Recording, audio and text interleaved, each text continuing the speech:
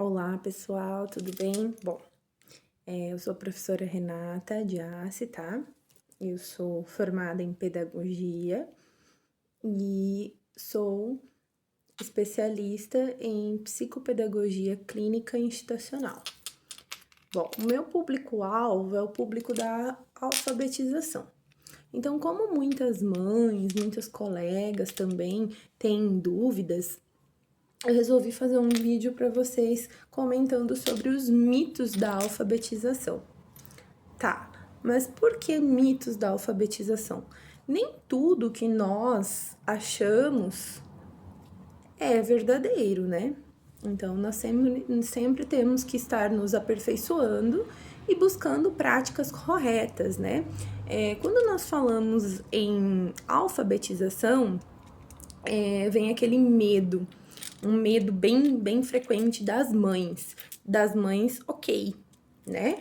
Porque sempre tem o Joãozinho que lê corretamente, tem a Mariazinha que vai embora, e aí sempre tem aquela criança, né, que tá no seu tempo, não tem nada de errado com ela. Mas como os outros estão, né, mais familiarizados, pegaram mais rápido a técnica, então aquela mãe acaba ficando um pouquinho preocupada. E isso é normal, ok? A mãe preocupada é ok. O que não pode ser preocupante é você como professor, você como profissional. Por quê?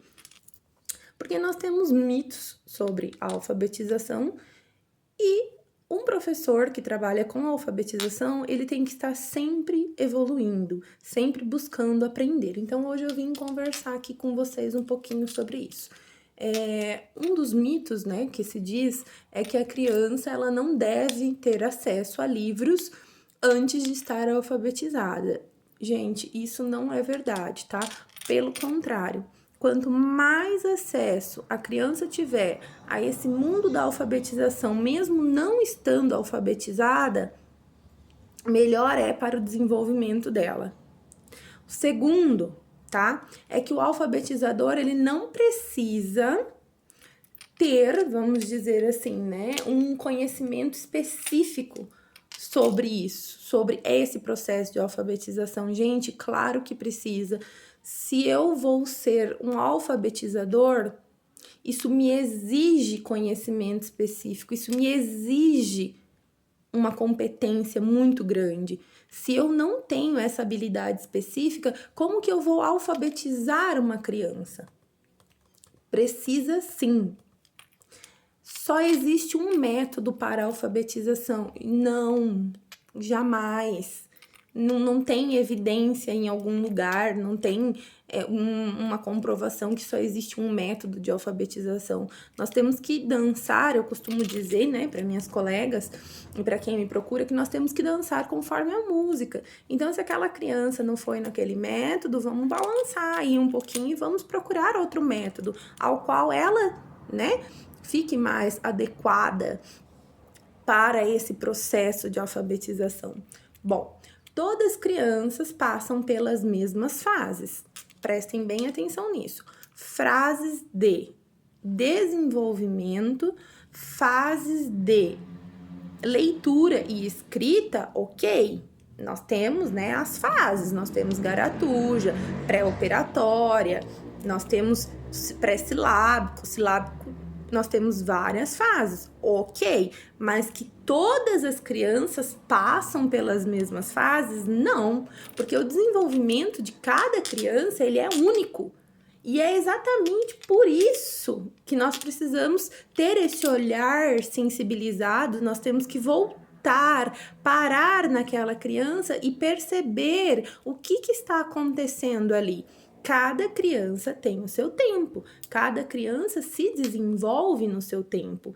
Então, dizer que todas as crianças são iguais na fase da alfabetização, isso não existe, ok? Bom, as crianças aprendem a ler e escrever sozinha.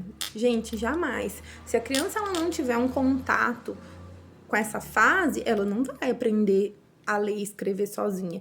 O que nós temos que fazer é estimular. Por quê?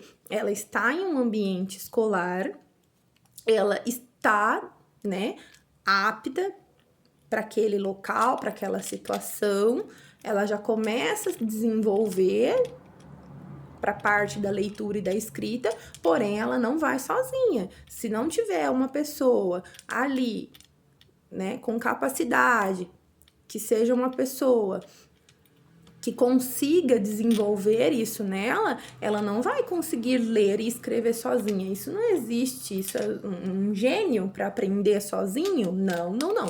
Nós temos que parar com esse mito, tá? Ela pode ler e escrever quando ela estiver pronta, mas sozinha é outra conversa, é totalmente diferente.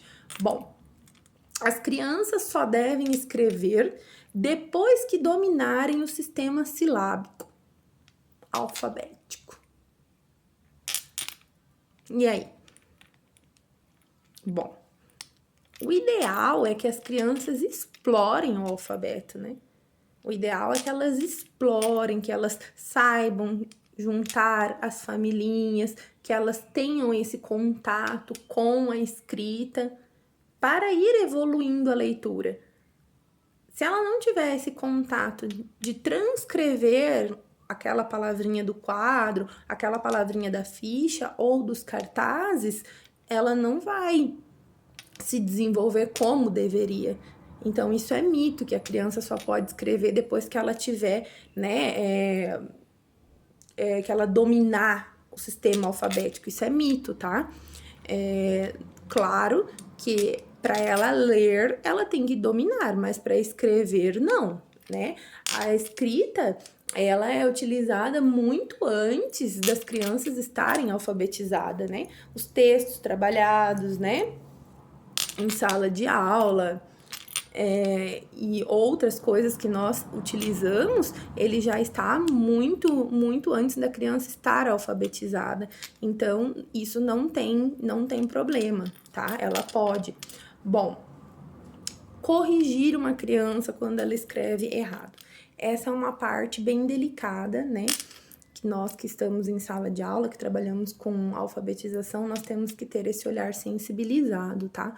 Quando nós vamos fazer uma correção, nós pedimos para a criança para que ela leia aquilo que ela escreveu, né? Eu detectei que a criança escreveu errado, então eu vou dizer: Joãozinho, lê aqui para tia Renata o que você escreveu. Então, ele automaticamente vai perceber que tem algo faltando ali. E podem acreditar que acontece, tá? Quando eles escrevem errado, eles mesmos conseguem perceber, apagam ali e arrumam. Agora, você ficar o tempo todo dizendo está errado, e não fazer nada para ajudar essa criança, aí, tá? Não tá bacana. Você tem que estimular, mostrar onde está o erro, como se escreve corretamente, mas tudo com uma forma sensibilizada. Bom, mais uma coisinha que nós devemos conversar sobre isso. A alfabetização é coisa séria, tá? O nosso cargo de profissionais da educação é seríssimo. Então, um recado para você: se você não tem paciência para ensinar, se você não consegue ser gentil, não consegue ser amável e não consegue transmitir pelo seu olhar, né? Ou olhares também, né? A segurança que aquela criança precisa para essa fase importantíssima da vida dela, você pode voltar, porque você está na profissão errada. E aí nós vamos abrir porta para os novos profissionais que queiram muito trabalhar com isso. Porque a nossa base, a base dos professores é o amor, e não adianta. Se você não trabalha por amor, se você não tem aquele sentimento de empatia com aquele serzinho que tá tendo o contato agora com as letrinhas, com os numerozinhos, e que para ele não é fácil, acreditem que não é fácil, mesmo porque para nós adultos, né, aprendermos outros idiomas e escrever outro idioma é totalmente difícil, então para essas crianças também. Então nós temos que ter uma calma, uma simpatia e transmitir isso para a criança, para que ela fique segura e que ela consiga.